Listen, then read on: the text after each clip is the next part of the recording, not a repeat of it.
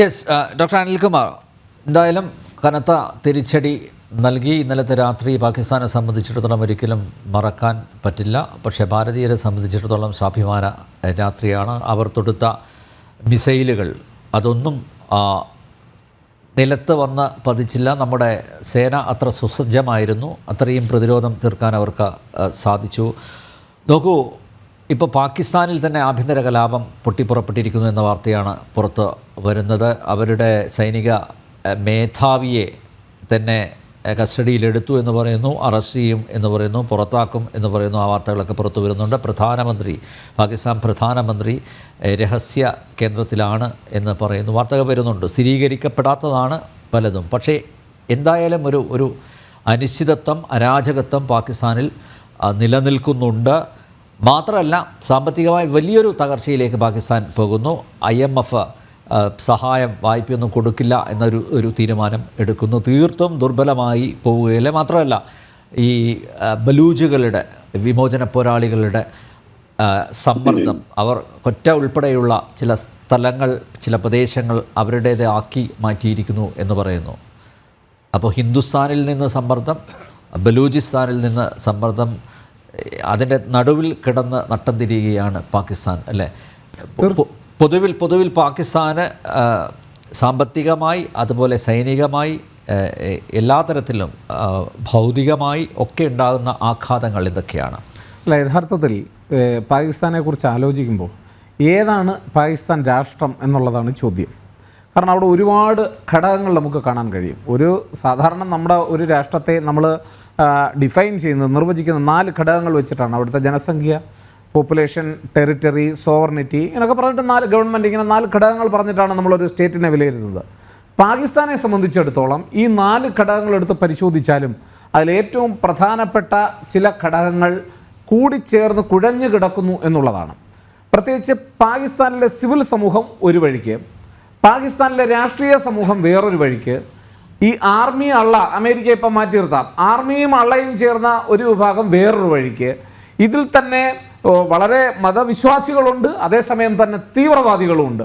ഇതെല്ലാം കൂടെ ആകെ കൂടി കുഴഞ്ഞു കിടക്കുന്ന ഒരു രാഷ്ട്രീയമാണ് പാകിസ്ഥാൻ്റെ രാഷ്ട്രീയം എന്ന് പറയുന്നത്. അതുകൊണ്ട് തന്നെ ഈ പാകിസ്ഥാനിലെ സഹോദരങ്ങളോട്, അല്ലെങ്കിൽ നിരപരാധികളായ സാധാരണക്കാരോട് എന്നും ഭാരതത്തിന് അനുകമ്പയും സ്നേഹവുമായിരുന്നു ഉണ്ടായിരുന്നത്.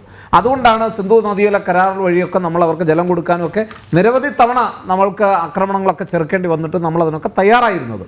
പക്ഷേ ഇപ്പോഴൊരു പ്രശ്നം എന്ന് പറയുന്നത്, ഇവിടെ അനിൽ നമ്പീർ സൂചിപ്പിച്ചത് വളരെ ശരിയായിട്ടൊരു കാര്യമാണ്. ഇപ്പം നമ്മൾ തന്നെ ഈ വിഷയം, ഇപ്പോൾ ഉദാഹരണം, ഈ യുദ്ധം അവസാനിപ്പിക്കണം, ആര് വിചാരിക്കണം? അവിടുത്തെ സർക്കാർ വിചാരിച്ചാൽ യുദ്ധം തീരില്ല, അവിടുത്തെ ജനങ്ങൾ വിചാരിച്ചാൽ യുദ്ധം തീരില്ല, അവിടുത്തെ സൈന്യം വിചാരിച്ചാൽ യുദ്ധം തീരില്ല, അവിടെ തീവ്രവാദികൾ വിചാരിച്ചാലും തീരില്ല. കാരണം എന്താ? സൈന്യത്തിൻ്റെ താല്പര്യങ്ങളുണ്ട്, തീവ്രവാദികൾക്ക് തീവ്രവാദികളുടെ താല്പര്യങ്ങളുണ്ട്. എപ്പോഴും ഈ പ്രശ്നത്തെ കത്തിച്ചു നിർത്തുക എന്നുള്ളതാണ് തീവ്രവാദികളുടെ താല്പര്യം. സൈന്യത്തെ സംബന്ധിച്ചിടത്തോളം പാകിസ്ഥാന്റെ അധികാരം കൈയെടുക്കുക എന്നുള്ളതാണ് സ്വാതന്ത്ര്യം. രാഷ്ട്രീയക്കാരെ സംബന്ധിച്ചിടത്തോളം അവിടെ അല്പസ്വല്പം അഴിമതിയൊക്കെ നടത്തി എങ്ങനെയാലും തങ്ങളുടെ കുടുംബങ്ങളെ UK മറ്റു രാജ്യങ്ങളിലെ കൊണ്ട് താമസിപ്പിക്കുക എന്നുള്ളതാണ് അവരുടെ താല്പര്യം.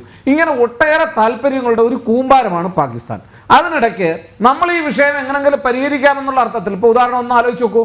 ഓപ്പറേഷൻ സിന്ദൂർ ആദ്യത്തെ ദിവസത്തെ ആക്രമണം കഴിഞ്ഞതിന് ശേഷം നമ്മൾ ഉപയോഗിച്ചത് 3 വാക്കാണ്. എന്തൊക്കെയാണ് നമ്മൾ പറഞ്ഞത്? ഒന്ന്, പ്രിസിഷൻ, ആക്യുറസിയോടുകൂടി നമ്മൾ പറഞ്ഞു, അല്ലേ?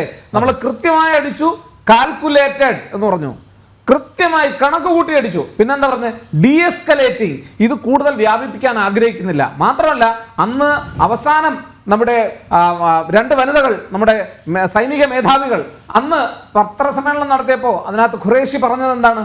വി ജസ്റ്റിഫൈഡ് എന്നാ പറഞ്ഞത്. നമ്മൾക്ക് എതിരെ ഉണ്ടായ ആക്രമണത്തിന് നമ്മൾ തിരിച്ചടി കൊടുത്തു, നീതീകരിക്കത്തക്കവണ്ണം എന്ന് പറഞ്ഞു, നീതി നടപ്പിലാക്കി എന്ന് പറഞ്ഞാൽ അതിൻ്റെ അർത്ഥം എന്താ?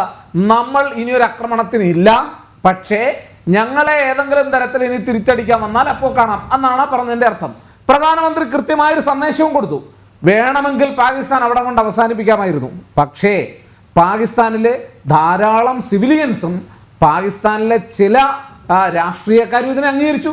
പാർലമെന്റിൽ നെഞ്ചത്തടിച്ച് കരയുന്നത് നമ്മൾ കണ്ടതല്ലേ എന്മാര്. പക്ഷേ എന്താ സംഭവിച്ചത്? അവിടെയുള്ള സൈനിക മേധാവികളും, ആരായിരുന്നു സൈനിക മേധാവി? അസീം മുനീർ എന്താ പറഞ്ഞത്? നിങ്ങളുടെ രാജ്യത്തെ ചുട്ടുകരിക്കും, ആണവായുധം എടുത്ത് പ്രയോഗിക്കും എന്നാ പറഞ്ഞത്. എവിടെ പറഞ്ഞയാളെ ചുട്ടുകരിക്കുന്ന അവസ്ഥയിലിരിക്കും. ഇപ്പം കാരണം അദ്ദേഹം അവിടുത്തെ മദ്രസ എഡ്യൂക്കേഷനിൽ പഠിച്ചു വന്ന ഒന്നാം തരം ഒരു തീവ്രവാദിയാണ് ഈ അസീം മുനീർ എന്ന് പറയുന്ന വ്യക്തി. അദ്ദേഹം പിന്നീട് ജപ്പാനിലൊക്കെ പോയി പഠിച്ചെങ്കിലും ഇദ്ദേഹം ISIയിൽ കുറേ നാൾ സേവനം അനുഷ്ഠിച്ചു. പിന്നീട് 2022 മുതൽ അദ്ദേഹം സൈനിക മേധാവിയായി വരുന്നു. അതിനുശേഷം തുടർച്ചയായി ഇങ്ങോട്ട് നോക്കിയാൽ ഇന്ത്യ വിരുദ്ധ പ്രസ്താവനകളാണ് അദ്ദേഹം നടത്തിയത്. എപ്പോഴും നമ്മൾ സൗഹൃദത്തിന് ആഗ്രഹിക്കുമ്പോൾ അദ്ദേഹം ഇന്ത്യ നമുക്കറിയാമല്ലോ, ഈ ആക്രമണം നടത്തുന്നതിന് മുമ്പ് തന്നെ പ്രസ്താവന കൂടി. അതെ, തീവ്രവാദ ആക്രമണം നടത്തുന്നതിന് തൊട്ട് മുമ്പ് അദ്ദേഹം എന്താ പറഞ്ഞത്? ജഗ്ലാർ വെയിനാണ് നമ്മുടെ കാശ്മീർ എന്ന് പറയുന്നത്, അത് കട്ട് ചെയ്യണം എന്നാ പറഞ്ഞത്. മാത്രമല്ല 2 നേഷൻ തിയറി, ഒരിക്കലും ഇന്ത്യയും കാശ്മീരും ഒരുമിച്ച് പോകില്ല, അയാളാണ് തീരുമാനിക്കുന്നത്. ഇങ്ങനെ ഇന്ത്യ വിരുദ്ധ പ്രസ്ഥാനവും ഹിന്ദു വിരുദ്ധ പ്രസ്ഥാനവും 2 നേഷൻ തിയറിയും എപ്പോഴും ജനങ്ങളെ തമ്മിലടിപ്പിക്കാനും സ്പർദ്ധ ഉണ്ടാക്കാനും നടന്ന ഒരു സൈനിക നേതൃത്വമാണ് പാകിസ്ഥാനുള്ളത്. അതുകൊണ്ട് തന്നെയാണ് അവിടുത്തെ ജനങ്ങൾ അദ്ദേഹത്തെ വെറുക്കുന്നത്. ഇനി അങ്ങ് സൂചിപ്പിച്ചൊരു കാര്യം, സാമ്പത്തിക വ്യവസ്ഥയുടെ അവസ്ഥ എന്താ? കഴിഞ്ഞ 3 മാസത്തെ സാമ്പത്തിക വ്യവസ്ഥ എടുത്ത് പരിശോധിച്ചാൽ 30% അവിടുത്തെ ഭക്ഷ്യവില വർധനമെന്ന് പറയുന്നത്. നമ്മുടെ മൊബൈൽ ഫോണിൻ്റെ താരിഫ് എടുത്ത് പരിശോധിച്ച് നോക്കൂ. ഇന്ത്യയിലൊക്കെ വിളിക്കുന്നതിൻ്റെ 3-4 ഇരട്ടി പൈസ വേണം ഒന്ന് ഫോൺ ചെയ്യണമെങ്കിൽ. ഫ്യൂവലിൻ്റെ കാര്യം എടുത്താൽ, ഇന്ധനത്തിൻ്റെ എല്ലാത്തിനും പാകിസ്ഥാൻ നട്ടം തിരികെയാണ്. അവിടുത്തെ ജനങ്ങളുടെ പ്രശ്നങ്ങൾ പരിഹരിക്കുന്നതിനല്ല അവർക്ക് താല്പര്യം. അവിടെ നിന്ന് നിങ്ങൾ അതിനേക്കാളൊക്കെ രസകരമായൊരു കാര്യം, നമ്മൾ അതിർത്തി അടച്ചല്ലോ. അതിർത്തി അടച്ചപ്പോൾ തിരിച്ചു ചെന്ന പാകിസ്ഥാനികളെ സ്വീകരിക്കാൻ അവർ തയ്യാറല്ല. പക്ഷേ ഇന്ത്യയുമായുള്ള ഏറ്റുമുട്ടലിൽ ഇന്ത്യ വകവരുത്തിയ ഭീകരവാദികൾക്ക് പാകിസ്ഥാന്റെ പതാക പുതുപ്പിച്ചു കൊടുക്കുന്ന പുതപ്പിച്ച് കിടത്തുന്ന ഈ ദേശദ്രോഹികൾ, ഇവർ ദേശദ്രോഹികളെന്നല്ല നമ്മൾ, അവരുടെ ദേശത്തെ സംബന്ധിച്ചിടത്തോളം അവർ വലുതായിരിക്കാം, പക്ഷേ ഇവർ മനുഷ്യകുലദ്രോഹികളാണ്. ആ ദ്രോഹികൾക്കെതിരെയാണ് ഇന്ത്യ ആക്രമണം നടത്തുന്നത്. അതുകൊണ്ടാണ് പറഞ്ഞത്, നമ്മൾ പാകിസ്ഥാന്റെ സൈനിക കേന്ദ്രത്തെ ആക്രമിച്ചിട്ടില്ല, നമ്മൾ അവരുടെ സൈനിക വ്യൂഹത്തെ ആക്രമിച്ചിട്ടില്ല, നമ്മൾ അവരുടെ ജനവാസ കേന്ദ്രങ്ങളെ ആക്രമിച്ചിട്ടില്ല, നമ്മൾ കൃത്യമായി ഭീകരവാദികളെ തെരഞ്ഞു പിടിച്ച് ആക്രമിച്ചു. അപ്പോഴവരെന്താ മറുപടി കൊടുത്തത്? മറുപടി കൊടുക്കാൻ ഇന്ത്യൻ സേനയോട് ഏറ്റുമുട്ടാനുള്ള കരുത്തുണ്ടോ പാകിസ്ഥാന്? അത് മനസ്സിലാക്കി അവിടുത്തെ തീവ്രവാദികൾ എന്ത് ചെയ്തു? നിരായുധരായ പാവപ്പെട്ട ജമ്മു കാശ്മീരിലെ ഗ്രാമവാസികളെ വെടിവെച്ച് കൊന്നു, 15 പേരെ. ഇന്ത്യ വീണ്ടും കണ്ടുകൊണ്ടിരിക്കുമെന്ന വിശ്വാസം. തിരിച്ചടിച്ചു, ശക്തമായ തിരിച്ചടിയായിരുന്നല്ലോ. നമ്മൾ തിരിച്ചടിച്ചു എന്നുള്ളത് ശരിയാണ്, പക്ഷേ രാത്രിയിൽ ഉണ്ടായത്ര ഭീകരമായ തിരിച്ചടി ആയിരുന്നില്ല അത്. പക്ഷെ പിന്നീടാണ് നമുക്ക് മനസ്സിലായത്, നമ്മുടെ സൈനിക കേന്ദ്രങ്ങളെയാണ് അവർ ഉന്നം വെക്കുന്നത്. അത് പഞ്ചാബിലെ ആയാലും ചണ്ഡീഗഡിലെ ആയാലും രാജസ്ഥാനിലെ ആയാലും ജയ്സാൽമറിലെ ആയാലും ഒക്കെ പ്രധാനപ്പെട്ട നമ്മുടെ 36 കേന്ദ്രങ്ങൾ അവർ ഉന്നം വെക്കുകയാണ്. ഇന്ത്യ ചെയ്ത ഏറ്റവും സാധാരണ, നമുക്ക് പണ്ടൊക്കെ ഒരു സ്വഭാവമുണ്ട്, അടി കൊണ്ടിട്ട് പ്രതികരിക്കുന്ന ഒരു സ്വഭാവം. ഇത്തവണ അടികൊള്ളാൻ നമ്മൾ നിന്നില്ല. അവർ തയ്യാറെടുത്തപ്പോഴേ എന്ത് ചെയ്തു? അവരാക്രമണത്തിന് സജ്ജമായിട്ടുള്ള വ്യോമത്താവളം നമ്മൾ ഇല്ലാതാക്കി, അവരുടെ എയർബോൺ ബേസുകൾ നമ്മൾ ഇല്ലാതാക്കി. അവർ പിന്നീട് ഒരുപക്ഷെ വ്യോമത്താവളമാക്കി പരിവർത്തിപ്പിക്കാവുന്ന റാവൽപിണ്ടി ക്രിക്കറ്റ് സ്റ്റേഡിയം നമ്മൾ ഇല്ലാതാക്കി. എല്ലാവരും എന്നോട് ചോദിച്ചിട്ട് സാറേ ഇത്രേ ക്രിക്കറ്റ് സ്റ്റേഡിയം ആക്രമിക്കുന്നത് സാധാരണ. പക്ഷേ ഇതൊക്കെ ഒരു യുദ്ധം വന്നു കഴിഞ്ഞാൽ അതൊക്കെ പെട്ടെന്ന് റൺവേ ആക്കിയും വിമാനത്താവളമാക്കിയും ഒക്കെ പരിവർത്തിപ്പിക്കാൻ കഴിയുന്ന കപ്പാസിറ്റി ഉള്ളവയാണ്. അപ്പോൾ ഇതെല്ലാം നമ്മൾ ഇല്ലാതാക്കിയത് എന്തിനു വേണ്ടിയാണ്? അവിടുത്തെ ജനങ്ങളെ ആക്രമിക്കാനാണോ? അവിടുത്തെ സിവിൽ സൊസൈറ്റിയിൽ ആരെങ്കിലും നമ്മൾ വകവരുത്തിയോ? ഒരുപക്ഷെ നമ്മൾ ഈ അമേരിക്ക ആക്രമണം നടത്തിയാൽ പോലും നിരപരാധികളായ ധാരാളം ആളുകൾ മരിച്ചപ്പോൾ പത്രക്കാർ ചോദിച്ചപ്പോൾ അന്ന് അമേരിക്കൻ പ്രസിഡന്റ് എന്താ?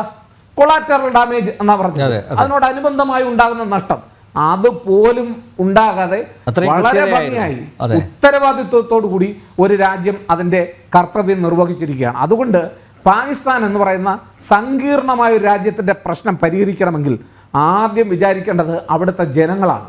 ഈ വിരുദ്ധത എന്ന് പറഞ്ഞാൽ ജാതിയുടെയും മതത്തിൻ്റെ അടിസ്ഥാനത്തിൽ ഹിന്ദുക്കളാണോ മുസ്ലിങ്ങളാണോ എന്ന് തെരഞ്ഞുപിടിച്ച് ജാതിയുടെയും മതത്തിൻ്റെ അടിസ്ഥാനത്തിൽ അവരെ വിഘടിപ്പിച്ച് നിർത്തുന്ന അവരുടെ രാജ്യത്ത് തന്നെയുള്ള വിധ്വംസക ശക്തികളെ കണ്ടെത്തി വകവരുത്തിയില്ല എങ്കിൽ, അതിന് കൂട്ടുനിന്നാൽ ഒരുപക്ഷെ അതിനോടൊപ്പം ചിന്തുന്നത് നിരപരാധികളുടെ രക്തം കൂടി ആയിരിക്കുമെന്ന് നമ്മൾ തിരിച്ചറിയണം.